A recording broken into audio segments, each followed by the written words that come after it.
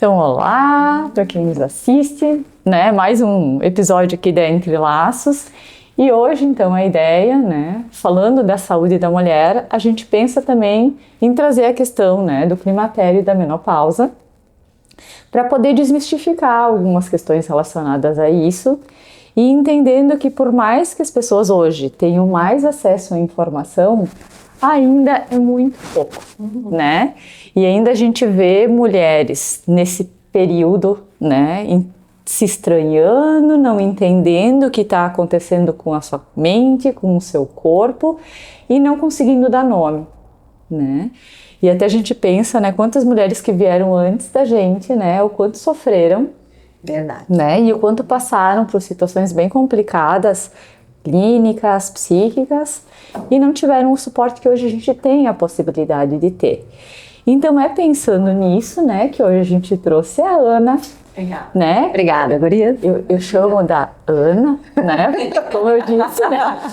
Eu e a Ana, a gente tem uma relação de longa data, né? E um carinho gigantesco, porque ela é a minha gineco do coração, né? E trabalhamos juntas. E quando a gente pensou, né, em tratar desse assunto, a gente lembrou do teu nome, né, por já te ouvir falar, né, por entender a importância de toda a tua fala relacionada à questão da menopausa. Então, né, Ana, quem sabe tu possa te apresentar um pouquinho para a gente começar essa conversa. Então, vou me apresentar. Eu sou Ana Paula Ângelo Pereira, trabalho já em Bento Gonçalves desde 2001. Vim para cá, então, depois de formada. Exerci um longo trabalho, né, tanto no SUS quanto no Hospital Taquini, agora então no meu consultório particular.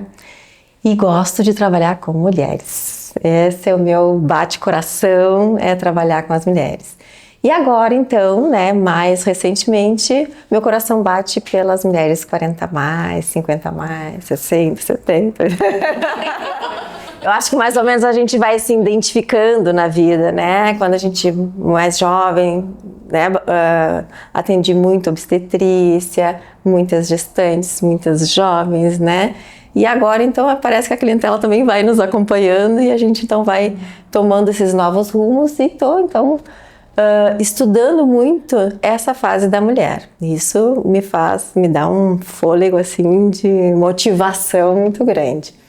E isso é legal, porque eu também estou vivendo essa fase, né? Essa fase, então, de menopausa. E gosto muito de compartilhar e poder ensinar as mulheres sobre isso. Acho que isso é o que me faz me motivar a trabalhar, né? Nessa fase da vida da mulher. Eu sou casada, eu tenho 2 filhos, 2 enteados, né? Uma família, então, agora imensa. Mas estou dando conta, tá tudo certo. E vivendo também essa fase, né, dentro de um novo casamento também, né, nessa maturidade da mulher. Então, são muitas experiências para compartilhar também aí com vocês. Exatamente, eu acho que tu traz um ponto também, né, Ana, muito interessante, porque lá atrás, quando a gente falava das mulheres de 40 a mais, a gente já estava falando de mulheres num período de fim de vida, né? Isso é triste escutar isso. É muito triste, né? E hoje a gente vê que a gente está no ápice, né? Da vida da gente, porque os filhos já estão grandes, né? Ou algumas tendo filhos agora, porque com a gravidez mais Eu acho que a gente começa a recalcular rotas, né? A gente tem essa oportunidade. E a gente, né, profissional, a gente que trabalha, a gente que já é dona do nariz, né, a gente consegue exercer planos maravilhosos. Então, não, com certeza não é a linha de chegada, é uma nova linha de partida, né? Mas tu precisa aprender, né, a trabalhar isso em ti e a gente tem muito poder, né? A gente como mulher, nós somos poderosas, nós podemos fazer coisas novas. E começar planos novos também, por que não, né? E isso faz com que a gente tenha, então, muita garra. Acho que ninguém deve pensar que está na linha de chegada. E isso é interessante, porque se eu for pegar, por exemplo, a geração da minha mãe, né? Para elas, queridas, ela realmente, cheguei agora, não tenho mais nada para fazer, não tenho mais nada para acrescentar, né? Filhos criados ou, né? Eu quero só me aposentar e botar o chinelinho, né? as mulheres da nossa geração, Senhor Jesus, né? Não sei qual é a vivência de vocês aí, mas eu acho que eu sou encantada de ver tudo que essas mulheres fazem. Exatamente. E pensando nisso, né, Ana, e até no sentido de esmiuçar um pouco essa ideia, o que seria então o climatério? Como a gente identifica hoje o climatério? Né? O que determina a passagem do climatério para a menopausa? Né? Existe uma confusão de conceitos, né? Então, assim, o climatério é o período que antecede a menopausa, tá? Menopausa, de conceito, ela é um ano com ausência de menstruações. Então, a gente consegue fazer isso retroativo, a gente não consegue, às vezes, datar tão certinho, né? Então, a menopausa, ela... No Brasil, a média de idade seria em torno dos 50 anos, tá? Mas, claro, eu também tenho que ver a história dessa mulher, se ela menstruou muito cedo, se ela teve uma mãe que menopausou muito cedo, essas idades vão alterar. E o que então leva a gente a pensar nisso, né? Claro, são os sintomas que isso apresenta. No climatério, a gente vai ter o quê? Cansaço maior, né? Pode começar a apresentar uma insônia, uma irritabilidade, mas eu tô menstruando ainda, tô tendo os meus ciclos, né? Às vezes esses ciclos começam a bagunçar, ou espaçar, ou a ficar muito pertinho. Geralmente no início eles começam a ficar mais pertinho, depois eles começam, né, a espaçar. Espaçar eu digo assim, 40 dias, 60 dias, não era o meu normal e começou a ficar assim. Então eu já começo a me ligar, olha, tá alterando os meus ciclos. E é a hora então de começar a procurar, né? Procurar ajuda, procurar entender a fase hormonal que tá. Nem tudo, por exemplo, laboratorialmente vai me dizer ali, escrachado, é menopausa. Isso vai acontecer realmente mais adiante, né? Mas no climatério a gente se baseia bastante nos sintomas, no que essa paciente traz, né? E tem aí um detalhe, né, gurias? Porque quem não tá cansado hoje, né? Não sei, eu acho que eu não conheço nenhuma mulher que chegue no meu consultório e diga assim que não tá cansada, que não, né? Então tem que ter um pouquinho de estudo, né, dessa paciente em si, para tentar entender o que é. Porque elas estão assim, ó, trabalhando todo o tempo, elas estão estudando de noite, elas têm a casa, elas têm o marido e algumas outras tarefas a mais. Mas não tem como não estar cansado.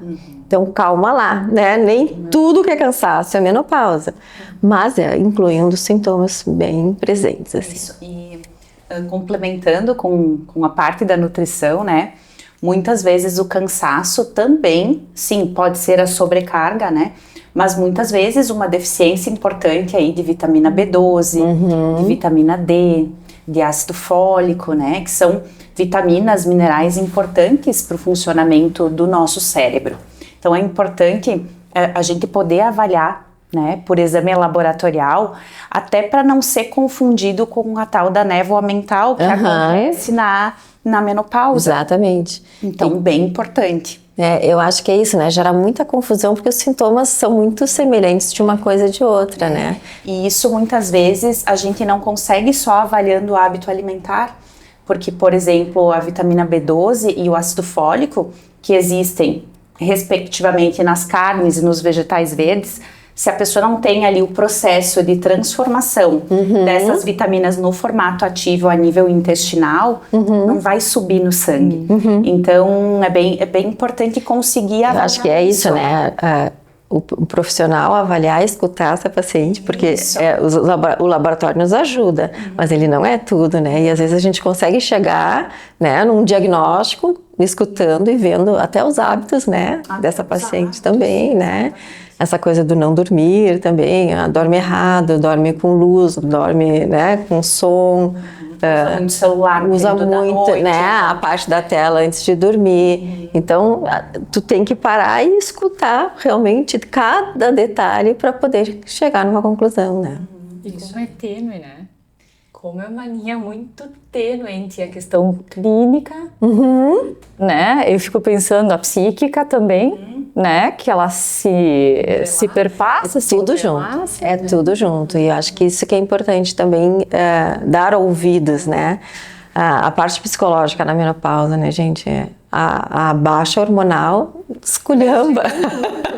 Esculhamba tudo, né? Então a gente pega essas mulheres mais depressivas, né? E até que ponto essa depressão é depressão, essa depressão é por falta hormonal, né? Então tudo isso a gente tem que estar avaliando para também tratar da melhor forma. Isso é uma coisa interessante também, assim, as mulheres antigamente, como não se tinha também essa delicadeza da escuta, todas eram taxadas como depressivas, né? E às vezes só a reposição hormonal já tira ela dessa zona, né? Então, não adianta a gente achar ou que tudo é hormonal ou que tudo é psique, né? Mas nós temos que achar um equilíbrio para que essa mulher fique bem, né? Mas até pensando, né? Porque se a gente for analisar, é sempre uma passagem, né? Então a menina, ela menstrua, então ela deixa de ser criança, mas ela passa a ter uma chance de procriar, né? Aí depois ela vira uma mulher, ela tem o sonho de ter filhos, aí ela engravida. Então assim, ela passa da adolescente para mulher, depois para mãe, e da mãe para menopausa, né? E aí, é o fim. Né? Então eu acho que às vezes... acho que é sempre uma busca do quem eu sou naquele momento hormonal da vida, né? Daqui a pouco nem é uma depressão, né? É só uma forma de se reinventar, de se reencontrar, tá? E agora? O que eu posso fazer, né? Aí que tem um aspecto psíquico extremamente relevante, né? Porque eu acho que eu fiz tudo que eu tinha que ter feito. Agora eu posso olhar para mim. Só que daí vem aquele vazio. Tu já nem sabe quem eu sou. Né? Quem que eu sou? Eu fui quem cuidei, eu fui quem trabalhou e o eu tá perdido. Exato.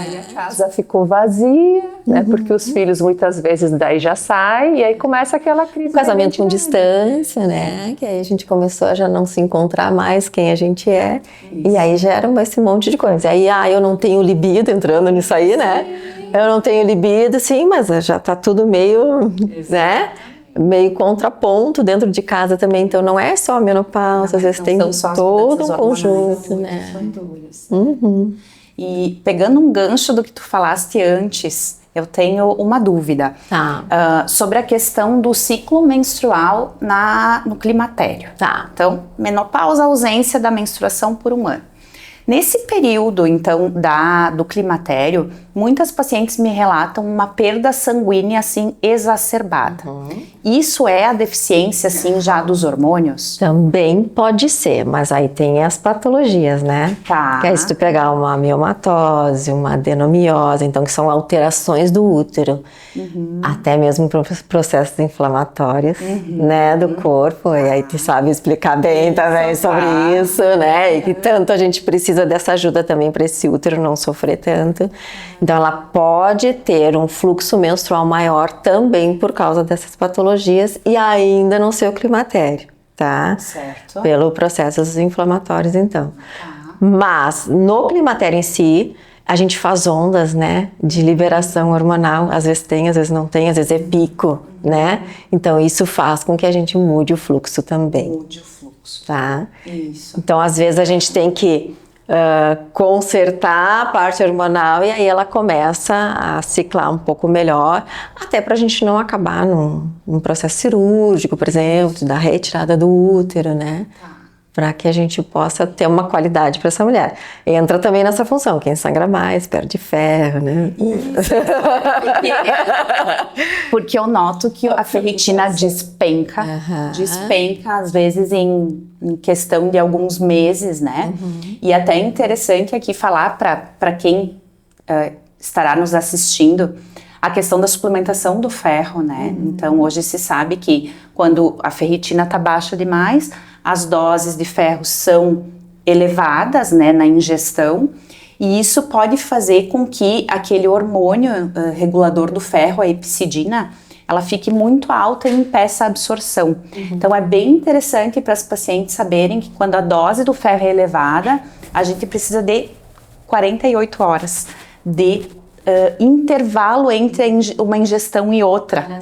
Né? Então assim, toma ali a dosagem de ferro, dia seguinte não toma, retoma no dia posterior. Isso faz com que a ferritina consiga se fixar mais, porque a epsidina ela é um hormônio que ela regula a quantidade de ferro no corpo. Então, se entra demais, já é um aviso para ela aumentar.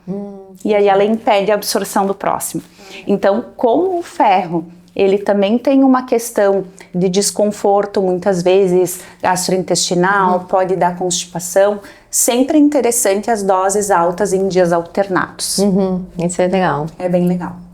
O corpo humano é muito interessante, E né? também essa questão de ligada ao cansaço, aí tu começa, Isso. né? A roda gira. A falha da perda de peso, né? Porque com uma ferritina abaixo de 70, não tem oxigenação celular, a pessoa vai ter dificuldade mesmo de perder peso. Sim. Isso. E aí que é interessante, né, Ana, porque a gente sempre diz como as áreas também elas estão sempre ligadas. Tudo. Né? A gente fica muitas vezes compartimentando as pessoas, né? É só corpo, é só mente, quando na verdade é esse psicossomático, é esse sujeito que está ali, essa mulher que está aí com tudo acontecendo. E quando a gente fala desse processo de se reinventar e ter esse momento que é um momento extremamente, né, mobilizador, a gente começa a olhar para essas mulheres. Eu vejo na clínica que meus pacientes chegavam nessa idade e que a gente estava num momento da psicoterapia que não tinha por que estar com sintomas tão deprimidos, né? Entendi. Ou, tá muito irritada, sem algo da vida, né? Que justificasse necessariamente aquilo. Ou talvez, né, também naquele momento não tinham questões inconscientes que estavam ali operando. Tem, né? Mas não que gerasse tanta irritação. E aí eu ficava me perguntando... O que aconteceu? Como é que tá esse corpo, né? E eu acho que é uma coisa tão bacana, porque é também de poder trazer isso na clínica. De poder dizer, olha, a gente está te tratando aqui psiquicamente, mas quem sabe o teu corpo está gritando. Não, de poder dar a dica para essa paciente, né? Do que mais pode estar acontecendo. Acho que sim, acho que a informação é o que faz, o que move a gente, né? Poder aconselhar melhor, né? Essa questão então dessa menopausa que vem vindo e agora várias artistas, né, falando, né, no Insta, isso foi um grito de socorro dessa mulherada toda, né, jogando na mídia que sim, escutem, né, a gente tá passando trabalho e a gente precisa de atenção, né, então isso gerou, acho que, né, toda essa ação multiprofissional aí, né, para que então pudesse ser ajudada essas mulheres. E eu acho que isso foi um grito importante, um grito que fez um marco, né, assim como quando as mulheres menstruavam, ninguém dizia nada, todo mundo morria de vergonha, depois começaram a fazer propaganda de absorvente na televisão e que boom, agora nós na menopausa gritamos para dizer assim, precisamos ser escutados, precisamos ser ouvidas como um todo, que é o que tu tá falando, né. E é importante que todos os profissionais de todas as áreas saibam, né, de todos esses sintomas para que possa encaminhar, possa dizer, né, vou te encaminhar, porque preciso de ajuda. Se eu fizer só a questão hormonal dela, eu não vou resolver 100%. Eu tenho certeza que ela vai precisar de mais coisas, né? Com certeza. Até porque se a gente chega nesse momento que ela não sabe quem ela é e o que ela quer, tu ajusta a parte hormonal. Então, clinicamente, ela talvez não tenha esse excesso que seria promovido por isso, Sim. Mas ela vai continuar angustiada ou triste porque ela tem algo a construir. Só que às vezes o contrário é verdadeiro também, porque muitas vezes a pessoa vai tentar perder peso comigo e muitas vezes aquele peso não desce de jeito nenhum e às vezes precisa da parte da medicina para fazer esse ajuste. Concorda comigo? Com certeza, com certeza. Né? Porque já é uma questão hormonal, né? Que já está impactando. Isso. Não, e é legal isso que a Sil trouxe, né? Desses sintomas que elas relatam, né? Que a gente consegue fazer uma analogia com a menina quando entra também quando ela, na menarca, né? Que ela começa com aquelas crises de TPM, né, de irritabilidade, que não se reconhece. E na medicina chinesa eles falam isso, né, os ciclos dos setes, né?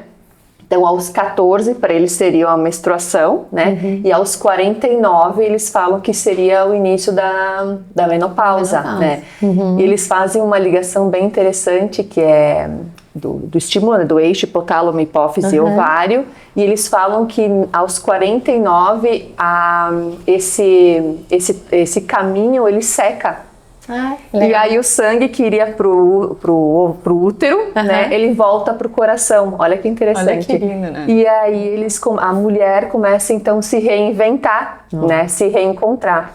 E porque aquele sangue já não serve mais para procriação, que seria naquela fase inicial. E é interessante porque eles começam esses sintomas, né, muitas vezes de explosão, e elas me falam assim, ai, eu acordei e eu queria matar. Mas, tipo, não tinha nenhum motivo. Eu queria matar alguém, sabe? Aquela coisa assim. Aí depois passa. É incrível. Mas, Michê, eu tô assim, ó. Tu tá querendo matar? Não mata ninguém. Olha só. Olha só. Assim, ao mesmo tempo que eu tenho profunda admiração pela tua fala, eu fico pensando que eu vou ir pros 49, minhas filhas vão pros 14 na mesma época. Juntou tudo e a gasolina. Então, Vai fechar o ciclo aí. já tá difícil elas com 11. E vai ser no mesmo momento. Viu só? Desculpa, Michi, mas é que assim... Não é uma ideia. Ela começou a se apavorar. Exato, não é uma coisa. Porque a gente sabe que começa, mas não quer dizer Tudo que bem. vai ser Não, eu vou conseguir, porque... Vai. Agora tu já tá orientada, já tá sabendo de tudo. Certo, já tá vivendo, tu só não sabe. já começa a viver antes, Né? Já Não, começa a gente se vibrar. identifica com muitas coisas que... Isso que tu falaste, né? A pessoa, ela vê, de repente, que tá acontecendo além, exacerbado. Acho que isso tá acontecendo comigo. Né? Então, a gente se identifica. É uma coisa meio fora de controle. Isso. Exato. Né? Antes a gente talvez se controlasse um pouco mais, mas aí quando começa essa oscilação hormonal é uma coisa meio derrubante, assim, que realmente tu tem vontade de matar um. Que não é a TPM? Que não é a TPM? A TPM é numa intensidade, mas eu acho que na menopausa é um pouquinho mais super. Também não é só num período. É meio que contínuo. Exatamente, Não. porque é a oscilação, tu não tem aquela coisa regrada hormonal que faz tudo direitinho. Agora tu vai fazendo picos e aí isso vai vindo a cada pouco, tu entendeu? E eu trago a TPM porque às vezes as pacientes chegam e às vezes são pessoas muito contidas.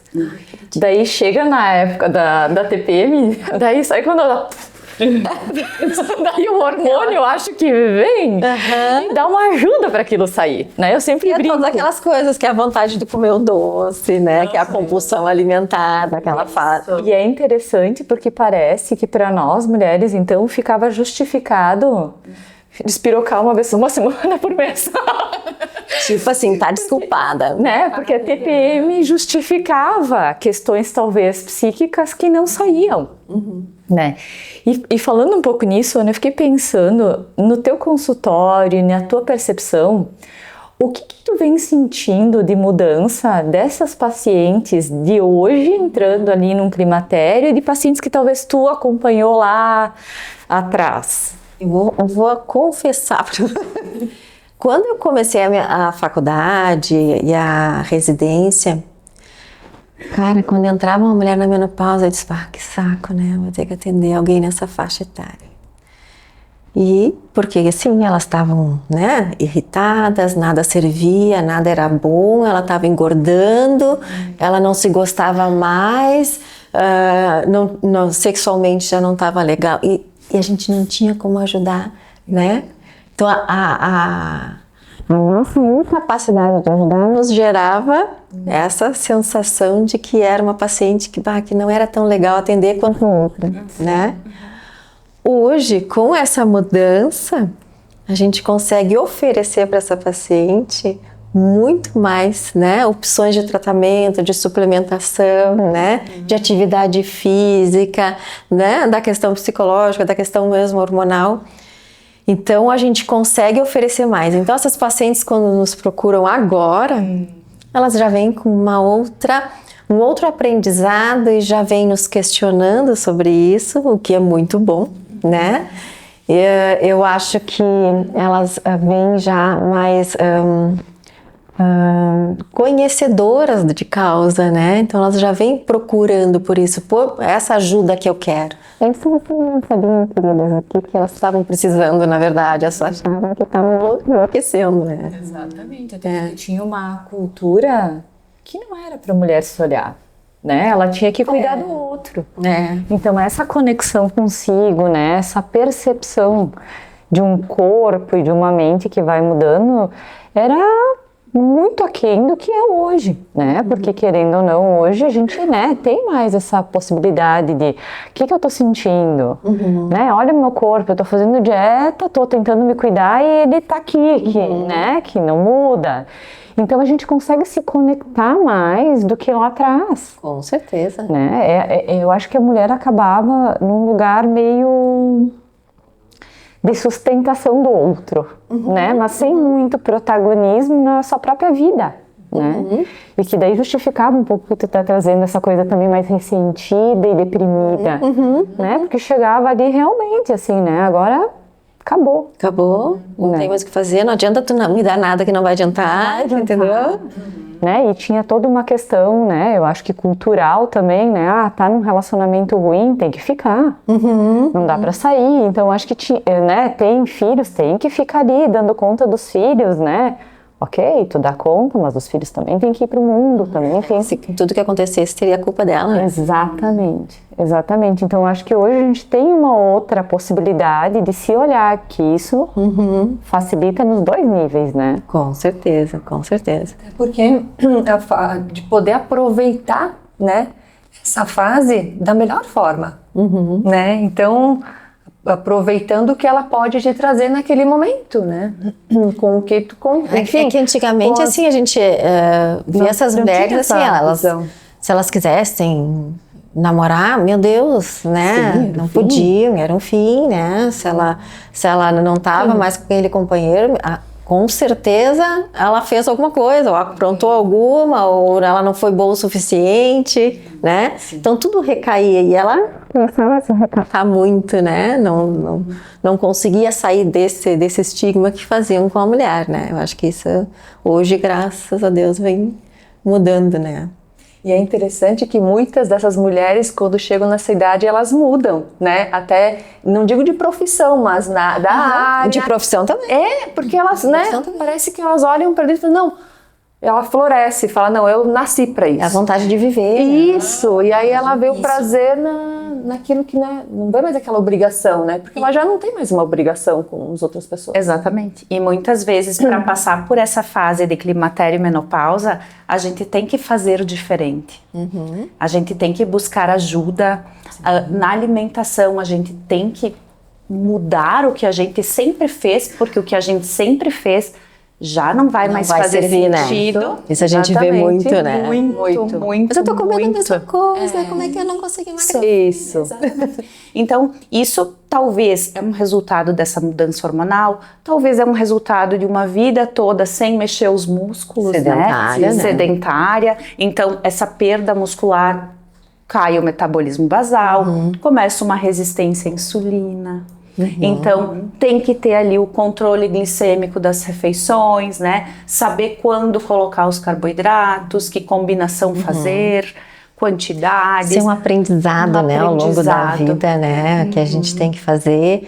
E muitas nunca fizeram. E aí, quando chega nessa fase, se deparam com toda essa mudança, né, que é ruim, que é essa mudança do climatério, menopausa, e aí tem que fazer todas essas transformações de começar a fazer uma atividade, de começar a se alimentar bem, de começar a não sei o quê, e elas têm que ir, né, porque é isso que vai fazer ela conseguir ter uma melhor qualidade de vida agora e também plantando sementinha para, né, que nós estamos indo para os 80, para os 90, nós precisamos disso, nós precisamos da massa magra, nós precisamos dessa alimentação saudável. E isso é um trabalho de formiguinha, né? Diário dentro dos consultórios aí para que essas mulheres entendam essa resistência. Porém, quando elas percebem o benefício, é tão interessante, tu falaste da vontade do doce na TPM. Então, se a pessoa tem um mês mais regradinho, ela vai sentir menos vontade de doce. Sim. Ela vai ter menos fogachos, sabe? Então, só que ela precisa entender isso no próprio corpo. E aí, para entender, precisa bater no peito e fazer. Né? Pelo menos aí 70%, 80% da semana não significa algo rígido, né? Mas tem uma melhora Falando dos fogachos, Dani, eu fiquei pensando, Ana, porque a gente tem os fogachos como uma coisa mais conhecida. Clássica. né? Mas que outros sintomas que eles... É importante, faz parte do aprendizado aí, né? Então, os fogachos são os mais clássicos. Tem gente que tem fogacho de dia, tem gente que tem fogacho à noite. O à noite é clássico também, porque ele atrapalha o sono, né? Então, essa paciente fica mais cansada também. Mas o próprio esquecimentos, né? A alteração do sono em si, sem ser o fogacho, é eu acordar no meio da noite, não conseguir dormir mais e nunca foi assim, né? Claro, com o andar do climatério e da menopausa, ressecamento vaginal, dor na relação, né? Pele vai se alterando, a pele vai ficando mais seca, a gente vai perdendo a elasticidade natural, né? Então, todas essas coisas a gente também pode ficar de olho. Muitas pacientes têm o que a gente diz a síndrome gênito-urinária, né? Elas começam a ter infecção urinária de repetição, né? Por perda, essa pelezinha vai ficando mais fina, né? Menos colágeno, menos vascularizada e faz infecções urinárias de repetição. Isso, né, para a relação, para a vida dela é horrível. A cada pouco tá tratando. Então são coisas que a gente tem que estar atento também, que isso pode estar relacionado à questão hormonal do climatério e da menopausa. Eu costumo falar, né, que quando a mulher entra na menopausa, ela é como se fosse aquela árvore que seca, né?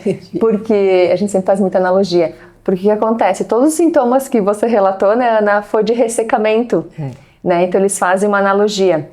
Quando a menina ela é jovem, a árvore ela é verde, tem aquela seiva, você dobra o caule, ela não quebra, né? Você passa a unha, ela sai até um líquido, né? Aí conforme ela vai envelhecendo, ela vai se ressecando. A casca sai, você dobra o galho, ele quebra, né? Então realmente a pele ressecada, a secura vaginal, o ressecamento, os calores. E é interessante que na medicina chinesa eles têm diferenças. Por exemplo, a mulher que tem fogachos mais durante o dia, ela tem uma deficiência. E a que tem à noite, ela tem outra deficiência. Né? Então, conforme ela tem esse diagnóstico, a gente trabalha de uma forma diferente. Até eu ia te perguntar, porque todas as mulheres vão passar pela menopausa. Né? Você percebe diferença de mulheres de sintomas? Claro, sim, né? Umas muito e outras não. Tem algumas que não têm fogacho. Não sentem, né? Nada. Não sentem nada. Quem sente horrível.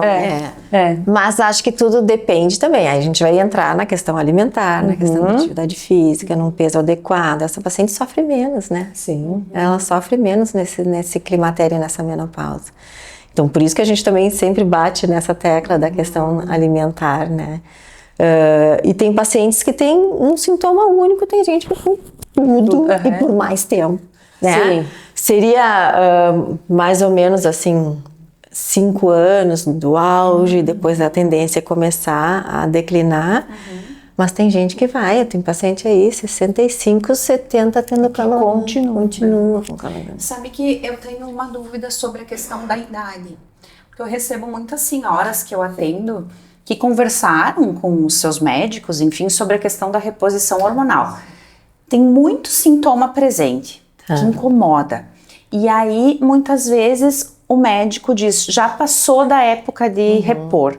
Eu queria entender se é isso mesmo, se não tem mais como um auxílio, porque eu vejo que muitas vezes só com alimentação e suplementação a gente não consegue. Né? A gente chama de uma janela de oportunidade. Né? Então, a paciente entrou na menopausa, a janela de oportunidade seriam 10 anos do que entrou na menopausa, tá? O que acontece? Ao longo dessa fase que a gente está sem os hormônios, a gente vai perdendo essa coisa da massa óssea, vai perdendo a massa muscular, a gente vai começando a entupir as artérias, né? Então, se a gente perder essa janela de oportunidade, a gente pode estar iniciando a reposição tardiamente, mas pode estar expondo ela a mais riscos. Tá bom. Entendeu? Então, claro, mas cada caso é um caso, né? Eu tô lá com uma paciente que tá super bem, super regrada em tudo, ela não tem uma artéria entupida, ela não tem nada, fez, né, o raio-x de cabo a rabo. É questão de discutir com a paciente, né? Porque sim, talvez seja interessante alguma coisa para ela nesse sentido, mas acho que tem que ser caso a caso, não dá pra gente dizer assim, Não, depois de 10 anos, todo mundo pode fazer ainda? Não dá para dizer isso. Mas a janela de oportunidade é importante, né? É importante que em algum momento, se ela tiver, né? Acho que sempre tem que cuidar os critérios, tem que escutar a história familiar, tem que saber o que nós temos, né? De doenças nessa família ou ela mesma ter alguma coisa, doenças autoimunes, coisa e tal. Então a gente tem que estar prestando atenção nisso tudo. A reposição, ela tá aí, ela é para ser distribuída para todo mundo, mas existem casos que realmente a gente vai ter que repensar, né? Então, não dá para a gente generalizar isso, né? Mas a janela de oportunidade seria 10 anos. Entendi. E até pensando nessas restrições, a mulher que teve câncer, a gente estava discutindo isso é verdade. outro dia, que eu e a Mitch, a gente gosta muito de fitoterápicos, né, que possam auxiliar, né? Então, existe uma confusão, aí alguns profissionais falam uma coisa, outros falam outra.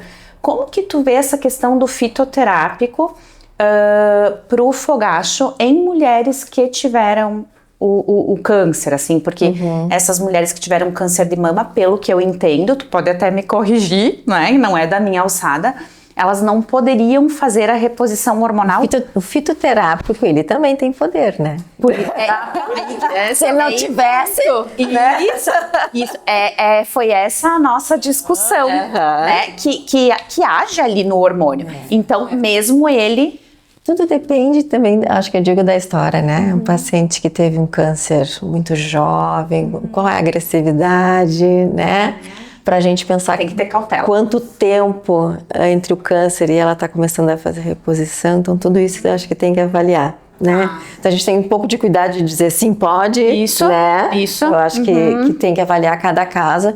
Mas eu acredito no fitoterápico, eu também uso para várias pacientes, então não é uma medicação que não vai fazer nada, vai é só um chazinho, isso aí. Né? Então ele é para fazer um papel semelhante ao hormônio. Exatamente. Né? Até a gente comentou, né, que claro, não é a pauta do podcast, mas, por exemplo, as mulheres que têm endometriose, né, elas têm hiperestrogenismo, né?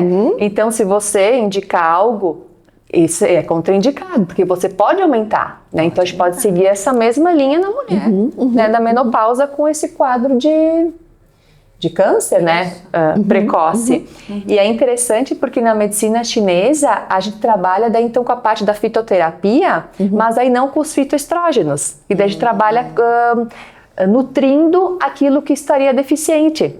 Né? Então a gente tem essa opção, né? Então através da dieta, né, Dani, como prescreve, mas aí então teria a parte da fitoterapia, né, que daí não tem essa atuação hormonal em si, enfim, voltada para a questão do desequilíbrio, né? Então uma nutrição, eu sempre falo assim, a tua terra tá seca, vamos colocar o adubinho na terra, né? Mas sem correr o risco enfim, mexer com essa parte hormonal, né? Eu acho assim, ó, que tudo tá mudando. Tem estudos, acho que agora entrou numa velocidade imensa os estudos na menopausa, com hormônios, com os bioidênticos, né? E eu acredito que em pouco tempo tudo vai mudando, né? Eu acredito que vai ter coisas muito melhores. Existem, né, medicações para sair agora para fogachos que não é hormonal, que a gente não tem aqui ainda. Que a gente tá louco que chegue, inclusive. E que bom, né? Ter profissionais que estudam isso, né? Mas que eu acho assim que as coisas tudo vão ser muito rápidas, porque a gente tá gritando socorro, a gente tá pedindo socorro para isso, né? Então, até nos casos, né, mais importantes como é o câncer de mama, eu acho que vai surgir logo muita coisa que vai poder ajudar essas mulheres aí. Vamos aguardar que vai ter. Uma opção, né? É isso aí. E Ana, eu não sei se vocês escutaram, mas eu já vi algumas coisas também relacionadas, assim, com dor articular. Com certeza. Né? Tem toda uma questão que eu me lembro... O estrogêniozinho faltando, ele leva isso aí. Né? E que as pessoas às vezes acham que tem alguma questão autoimune, né? Será que eu tô com alguma...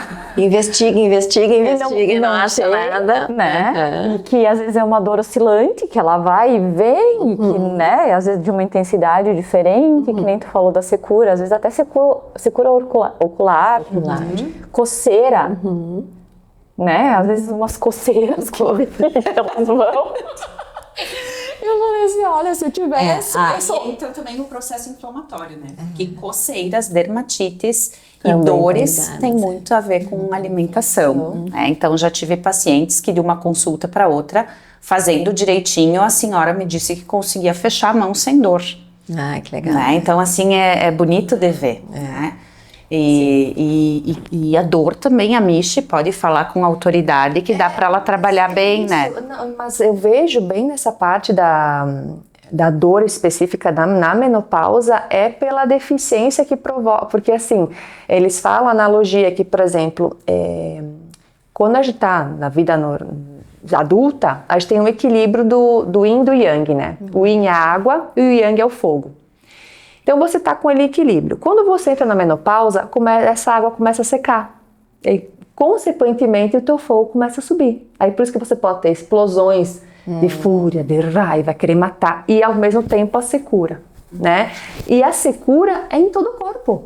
É nas articulações, é na pele, que muitas vezes a coceira é por secura. Ou, claro, pode ser pela inflamação, né? Então você começa com essa secura em todo o corpo. Então, o que eu penso? Nesse caso, essa parte de nutrição, de hidratação, né, de suplementação, ela é bem importante. E claro, se existir algo isolado, sim, a gente pode trabalhar com a parte, por exemplo, da acupuntura para analgesia, que é bem... Muito.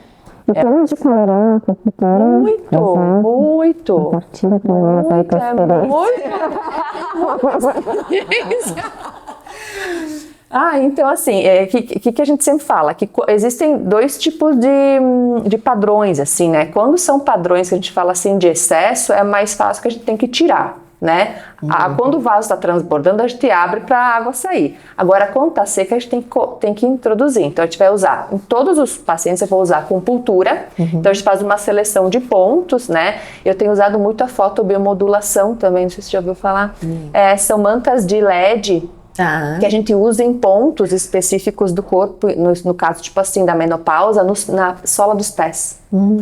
Para justamente trazer aquele calor para baixo e tirar do alto, né? Então a gente usa essa parte, usa também o ILIB, que tem essa função sistêmica, mas associada sempre à acupuntura, né? E aí a gente indica a parte da nutrição de dietética chinesa, que a gente chama, que são alimentos que têm uma natureza mais fria e cor preta, por exemplo. Então, gergelim preto, ameixa preta, feijão, essas coisas, tudo vão nutrir a água do teu corpo. A alga, aquela do sushi, né?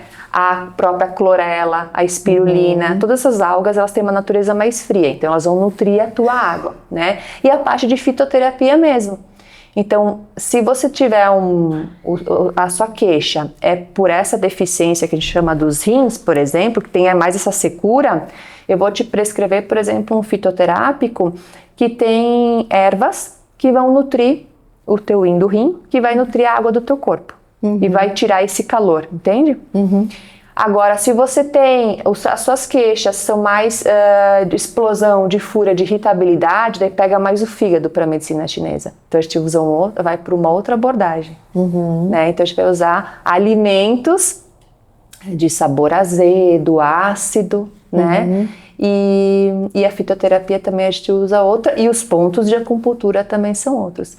Mas é muito interessante porque a gente vai sempre equalizando, né? Eu falo assim que a acupuntura é como se você pegasse aqueles rádios que eram, né? Que tava fora da estação, tava com chiadas. Você vai lá e ajusta. Pronto, vai pra casa. Aí na semana que vem Michele, meio que desajustou de novo. Daí você vai lá e dá mais um estímulo. Mas é interessante porque o seu corpo faz esse reajuste, sabe? Ele se faz essa homeostase, né? Ele se reequilibra. Então você tem benefícios no sono, né? Nos sintomas de calor, na secura. Claro que muitas vezes, né, tem que entrar com a terapia hormonal. Eu tive a experiência de acupuntura na hiperemese gravídica. Ah, viu? Olha Foi só. fantástico. Olha só, Era que legal. Muito, muito. Eu trabalho Eu bastante. penei nas 2 gravidezes. E a acupuntura foi sensacional. Então, olha só. Fazendo uma análise. Só fazendo um gancho aqui que eu sei que é bom. Por exemplo, sabe quem é o órgão da hiperemese gravídica? O fígado, né? Que está em desequilíbrio no início da gestação. Então, assim, daqui a pouco eu não sei, né? Mas, enfim, você pode passar pela menopausa com sintomas mais de irritabilidade, de ter, sabe? Por causa que desde mais nova você já tinha esse desequilíbrio, né? Então, com o passar da idade só vai agravando, só vai florescendo aquilo que a gente tem de mais no nosso corpo, né? Enfim, mas né, não é uma regra. Sim. Mas eu achei sensacional. Minha experiência foi muito boa. É muito interessante, assim, é incrível. Ela fala, é que nem tirar com a mão. E sem medicação, né? Sem medicação. Porque na gestação a gente não E aí entra tá também, tomando. né? As pacientes que não podem, né? Exatamente. Então, eu acho que é uma opção bem interessante, né? Para quem está passando por essas diversas situações. Com certeza. Dá caminhos, né? Acho que tem várias. E tem aquelas Nossa. pacientes também que não querem, né? Então a Não, gente tem a oportunidade de oferecer, acho que todo mundo tem que ter o conhecimento de que sim, existe a reposição, que tu tá apta para fazer. Não, doutora, eu não quero, eu não me sinto à vontade. Né? Existe Tem o ainda muito medo, né? Ainda tem. Ainda Muito tem. medo. Eu atravessei toda a minha formação, inclusive como ginecologista, já na fase da proibição, que ninguém poderia fazer. Por isso que agora eu tive que também reaprender tudo de novo, que sim, e também pegar confiança, né? Que sim, que tá tudo bem, né? E a gente, então, agora começa a distribuir essa informação para todas as mulheres também, tá? Mas eu acho que é bem importante também isso. Cada caso é um, cada pessoa é uma. Tem que escutar toda a história dessa paciente para que a gente tenha, então, segurança de que, sim, isso aqui vai ser o melhor para ti. Não tem receita também, assim, aqui é para todo mundo igual. Eu vou contar um caso, né? Eu tive uma paciente minha que veio, feliz da vida, estava lá na sua menopausa, eu receitei hormônio para ela, ela ficou muito bem, ela estava muito feliz. Aí ela receitou para todas as amigas do grupo dela. Esse é o... Eu disse, não, acho que não. Então tu vai lá e diz pra elas assim que elas podem vir, consultar e tal, mas... É questão de dose, né? Dose, né? A gente não sabe. Então tem que ter um cuidado, assim, porque elas gostam de compartilhar as suas coisas, né? Das suas coisas boas, óbvio, né?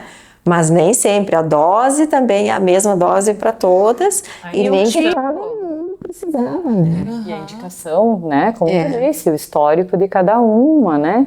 E tu falaste, Ana, antes da questão, né, de ter mais intensidade de sintomas do que outras, e eu fiquei pensando a questão também do estresse, né? Do quanto o estresse, a questão do cortisol, né? Do quanto isso também implica. Atrapalha toda a cascata hormonal. Tipo, é uma desvantagem tremenda. E isso é um dos pilares, né? Trabalhar o estresse, né? Exato. Então... os hormônios dentro da gente tomam rotas diferentes quando a gente está muito estressado. E isso é uma coisa importante porque hoje em dia a gente fala que em alguns momentos a gente tocou nesse assunto de que a gente assumiu papéis e a gente não largou nada. Sim. Né? Então, assim, a gente tem a casa, tem os filhos, tem o marido, tem a profissão da gente que nos toma muito Com também. certeza. Né? E parece que a gente está ali sempre tentando, né, gente é o equilibrar equilibrista. todos os pratos. E Chega uma hora que não dá mais. não vai dar conta. E uma das causas do acordar à noite é o aumento do cortisol, né? Então, muitas vezes eu falo para minhas pacientes, sobre algo que às vezes é simples, né? Que é colocar os pés na terra, que é desconectar um pouquinho, que é pegar um sol de manhã. Claro que isso no mundo ideal, né? Sim. Mas assim, quando tem a oportunidade de pegar sol pela manhã bem cedinho, explica para o cérebro que o horário do cortisol alto é de manhã, e não no meio da noite. Então isso é interessante. Então o escuro ali de noite, sem telas, faz dormir melhor. Do sono, a higienização do sono. E quando a gente acorda e toma sol, nem que seja por uma janela, a gente já tá mandando essa mensagem pro cérebro, é bem interessante. Às vezes a pessoa quer inúmeros suplementos, sim, eu uso magnésio, magnésio inositol, né? Isso, eu uso fitoterápicos, né, interessantes, mas muitas vezes é uma conduta até mais simples. Eu gosto muito de escaldapés à noite. Às vezes é difícil, né? Ainda não consegui na minha rotina. Mas é incrível como eu falo assim, te dá esse momento, sabe assim? Relaxa, né? Nossa, é muito. Coloca aquela água quentinha, põe 2 gotinhas de lavanda. É o óleo essencial. Sabe, faz um chazinho e toma. Sabe, assim, tua noite vai agradecer porque tu vai ter uma noite de sono mais relaxada, mais tranquila, sabe? Do que ficar lá no celular. É que, na verdade, para isso Acontecer. Tem que ter todo um trabalho para isso, né? É uma estrutura. tem que ter uma mente, né, que tem essa clareza. É o que a gente observa das mulheres agora, que elas não sabem mais parar, né? Não tem o desliga. Não tem. Em momento algum, nem final de semana, sabe? Tem que estar sempre fazendo alguma coisa. Porque daí não tem que dar conta do vazio. Porque a gente foi acostumada a funcionar, a ser produtiva, né? A gente tinha que mostrar trabalho, né? Como é que era ficar em casa de perna para cima? Meu Deus, né? Isso era ser uma mulher relaxada, né? Que não ocupava o seu lugar com maestria. Então, na verdade, quando a gente fala disso e quando a gente chega aí nos 40, que nem a Michi falou da medicina chinesa, mas dentro da psicanálise a gente também fala das fases, né? E que a adolescência e ali a climatério e menopausa, eles seriam equalitários no sentido de uma construção de identidade. Porque quando tu chega ali, né, na adolescência, tu tem que construir identidade. Quem eu vou ser, o que eu vou fazer, né? E quando a gente chega ali, nos 40 mais, no climatério, a gente também tem que olhar para essa identidade, né? E que às vezes é isso. Ou eu paro para ver que se eu não mudar a minha relação com a minha mente e com o meu corpo, né, é ladeira abaixo, né? Ou eu posso, então, tomar isso como uma possibilidade de reconstrução, né? Do que eu quero. Eu faço isso uma coisa boa, eu faço isso uma coisa muito ruim. Exatamente. Sabendo que é difícil, porque eu sempre digo para os pacientes, é fazer a roda girar ao contrário, né? Então, assim, é difícil a gente se desconstruir, sendo que uma vida a gente funcionou de um jeito. De um jeito. Já construiu, né, muita coisa, né? Então, já casou, já teve filhos, já tem uma profissão, né? Então, já acumulou bens, né? Trabalhou para os bens, e agora aquele momento é um momento diferente, né? Só que psíquica. Acho que quando a gente tá lá na nossa infância, na nossa adolescência, a gente tem esses planos aí, né? Eu vou casar, eu vou ter filho, eu vou ter uma casa, eu vou ter um carro. Isso. E aí? Parou. Cheguei! Agora. E agora? Senta, e aí vem toma todo um esse chá. tumulto. Escaldapés. E pensa. E daí entra a questão do ter que sentir, né? Porque o fazer, eu fiz. Daí agora que tá feito o negócio, agora eu vou ter que sentir as coisas. E se eu não paro, vai me parar. Porque daí vem a ansiedade, vem a depressão, que são sintomas que te fazem ter que olhar que algo não tá bem. E aí uma coisa que às vezes eu me ressinto um pouco, porque eu acho que tu deve pegar muito na clínica isso, o uso inadequado de medicação. Sim.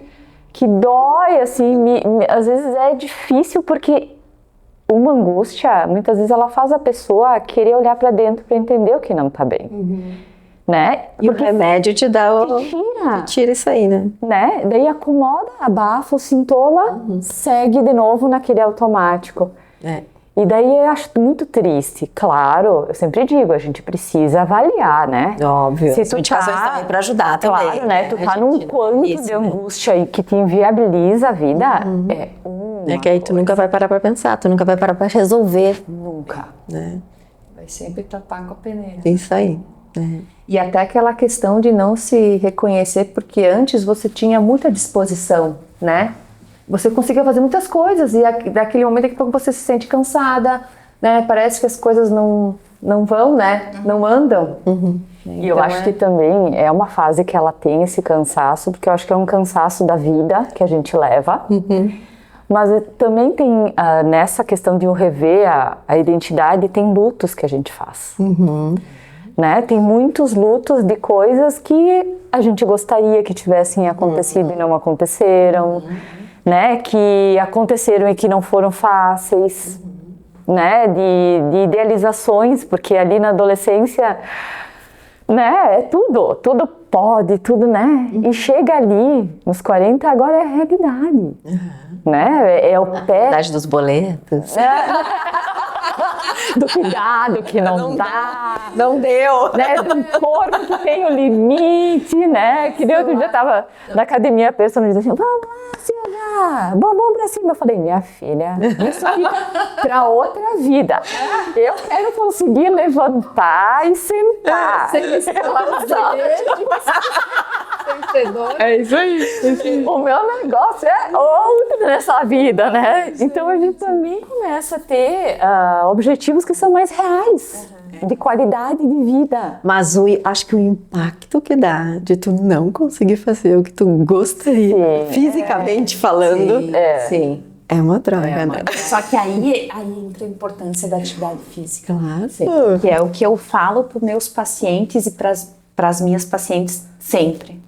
Tem que fazer exercício para conseguir ter autonomia. Eu digo para as minhas assim, é remédio. Se eu te prescrever isso aqui 3 vezes por semana, tu tem que fazer atividade física 3 vezes como se fosse tomar remédio. Não tem. Tem isso. Mais conscientes até, assim, eu acho. Tu acha que não? Eu não vejo isso. Eu não vejo isso. Acho que tá. E muitas vezes, assim, eu acho que sair do sedentarismo é importante. Com qualquer caminhada, enfim, mas o exercício de força também é importante. Importantíssimo, né? E muitas vezes a pessoa faz ali aquelas 2 vezes por semana, pouquinho, e quer um resultado muitas vezes. Tem como, né? E a semana Milagre. tem muitas horas, né? Aquilo ali acaba sendo pouco. Né? Então, muitas vezes, até para controlar ali a resistência à insulina, tem que fazer exercício ali 3, 4 vezes por semana. Né? Comer de forma correta, né? E lembrando do que a Silvia falou da questão psíquica, eu fico pensando nas mulheres na menopausa que sonharam nós somos mães, né? Sonharam em ser mães, o tempo passou, né? E não foram, né? Então, também, né? Já que a gente... A menopausa mexe, né? Mexe, né? Acho que é bem lembrado esse tópico aí. Porque essas pacientes, então, sonharam isso e a secura, né? Onde a gente, então, tem realmente a falência ovariana, onde a gente sabe que aquele ovário, então, né, não está mais funcionante. Claro que hoje em dia existem N tecnologias para isso também, mas acho que isso é muito pesado para essas mulheres. Não sei qual é a tua experiência, Silvia, assim. Sim, porque daí tem essa ideia, né, de que eu não querer ter filhos é uma escolha, mas quando chega ali eu me deparo não poder, é outra, né? É outra. Mesmo quando a gente já tem até tido, né? Quando vem e eu me dou conta, não vou mais, acabou, isso foi, né? Então é mais um luto que a gente faz, né? Desse corpo fértil, nesse sentido, né? Porque se a gente pensar, o que sempre baseou muito a função da mulher foi a questão reprodutiva.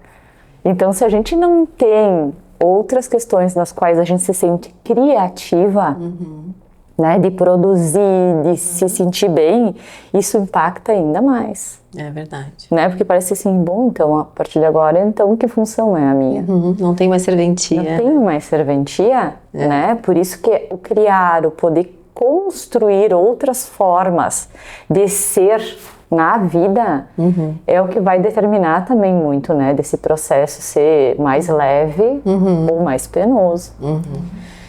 Gente, estamos na hora, Ana! Sério? A gente iria, né? Porque eu acho que é tão gostoso, né? É tão bom a gente poder falar sobre questões que a gente vive, E vivencia visões diferentes, cada um na sua área, né? Eu acho que isso é muito importante e para mim, a gente estava falando isso, né? A gente aprende muito, né? Muito com os colegas. Legal.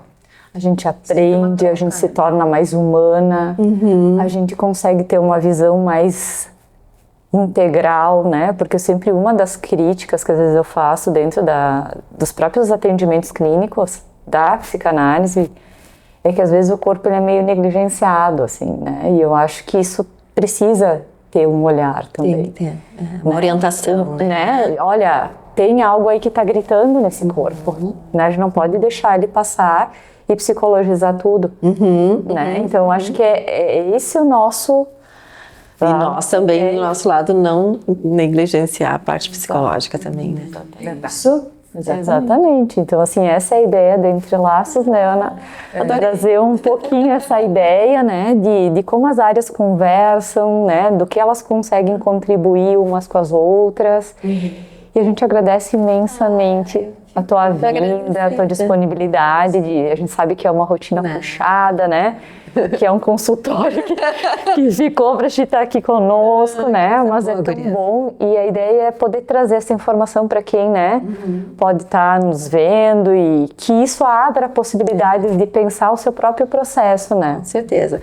Eu sempre digo que o paciente informado é aquele que melhor decide, né, junto com a gente o tratamento, né? A gente sempre precisa que tenha essa cumplicidade, né, entre paciente, né? É isso. Muito obrigada. Obrigada.